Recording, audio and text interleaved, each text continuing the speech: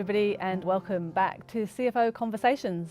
I'm Paula Kensington, and I have the great honour to have Sue Rosen with me for yet another conversation. Thanks, Paula. Great to be here again on CFO Conversations. So today I'd like to really start unpacking what I would say bringing your whole self to life, whether that's in your work or whether that's in personal life. You know, it is about the whole deal.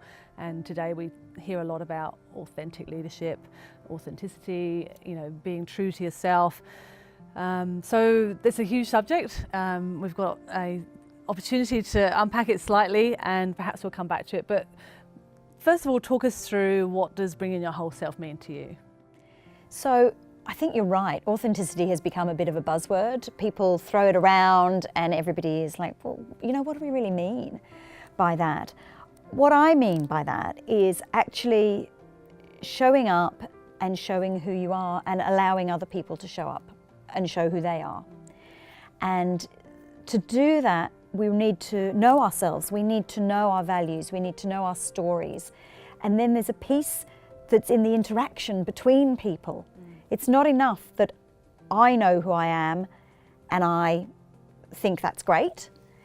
It's not enough unless you can see that and that I'm actually walking my talk. So for me, that's a hugely important part of this, is to know who you are and be demonstrating it, be externalizing it so that other people can see that you genuinely are walking your talk. And that's a huge way to build trust as well, because if people don't trust you, they won't follow you as a leader. And that's good for us. So we've obviously got high levels of self-awareness, and so maybe some of the viewers do too. But what happens if people don't know that they're not bringing their whole self? You know, if people are watching, or people watching that have a boss who doesn't know that they're not bringing their whole self, how do we try and navigate that situation? Look, in terms of oneself, feedback.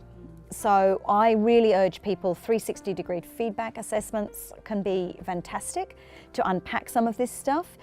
It can also be enough, it can be confronting, but it can be enough to ask the people around you.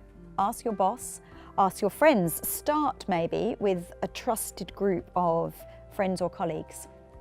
What is it that you see about me that I should keep doing? What is it that I should stop doing? What is your perception of me? And it makes us all feel a little bit vulnerable, but it's really valuable information to start with, you know, to start that journey. It goes back to another conversation we had around our networks and around talking about that inner circle of confidence, where we've got people in our networks that can give us that kind of feedback in a positive way, so that we can take it on.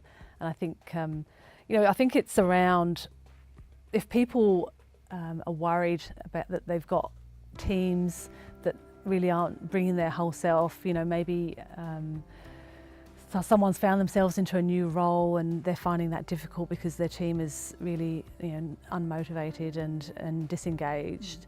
You know, I've come across that in a number of roles that I've had, and I've said to my team, well, think about how you might want to be an award-winning finance team and how might that look like, you know, and trying to get people to think about what it is that they need to stop doing, that they might need to start doing that they haven't done, so that they can actually become better versions of themselves and better versions then of the team and then of the outcome for the business. I mean, it's all linked, right? Oh, definitely, yeah, it's absolutely linked.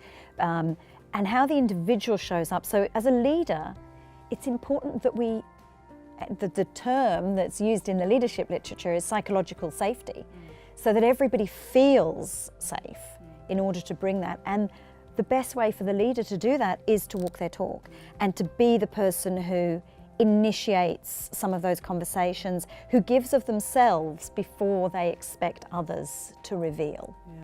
And how many times have we taking the lead on that? How many times have we worked for leaders that just don't do that? You know, I've got a really fresh example, which was probably in the last 3 years, where I was thrown into an opportunity, shall we say, to lead a part of the business as a acting COO, head of New South Wales, if you like. And I had 12 salespeople reporting to me. And that was interesting, because I said to my boss at the time, the CEO, I need to understand these people to be able to manage them. And he said, I don't think you've got time for that, Paula. I mean, to me, that speaks volumes. Yeah, yes.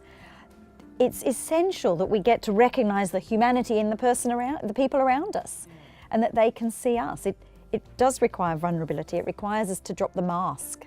And I think especially, you know, our generation more so than the younger generations, but those people older than us and than our age as well, who put on a mask and a persona to come to work. And that's not what works now. Yeah, that's right. And we're not going to be able to retain or even attract the kind of talent that we're going to need to support us today and into the future. Yeah. So if you're out there and you need some more guidance around how to bring your whole self, then talk to me and talk to Sue. Obviously, you can find her too, because she's got lots of tips and tricks for you. So thank you for that conversation, and look forward to our next one. Great, thanks Paula.